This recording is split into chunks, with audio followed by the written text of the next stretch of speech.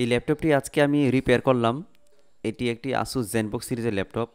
Asus ZenBook 215। এগুলো dual display, কিবোর্ডের সাথে একটি ডিসপ্লে আর একটি উপরের ডিসপ্লে, এবং দুইটা ডিসপ্লে একসাথে ইউজ করা যায়, দুইটাই টাচ।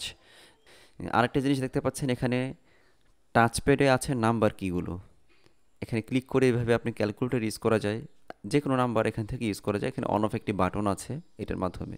ল্যাপটপটি মূলত নো পাওয়ার ছিল। আমি কি কাজ করেছি আপনাদের সাথে একটু শেয়ার করি। ল্যাপটপটি আমার কাছে আসে মূলত মাদারবোর্ড শর্ট অবস্থায়। তখন আমি ফুল মাদারবোর্ড ডায়াগনোসিস করে দেখলাম এখানে একটি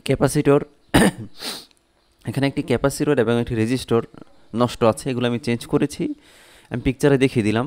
এগুলো আমি চেঞ্জ করেছি, তারপরে ল্যাপটপটি ওকে হয়েছে। আমি এখন একটু টেস্ট করছি।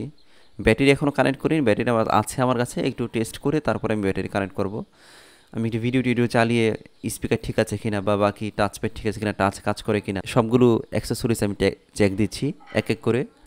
এই সমস্ত গেমিং ল্যাপটপ এবং আপডেট সিরিজের ল্যাপটপগুলো নিয়ে আমি মূলত কাজ করে থাকি। আপনাদের যদি এমন কোনো ডিভাইসের সমস্যা হয়ে থাকে, স্ক্রিনে দেওয়া নাম্বারে আমার সাথে যোগাযোগ করতে পারেন। আমি ইনশাল্লাহ আপনাদের কাজগুলো করার চেষ্টা করব। তো ভালো থাকবেন সবাই, আজকে এই পর্যন্তই।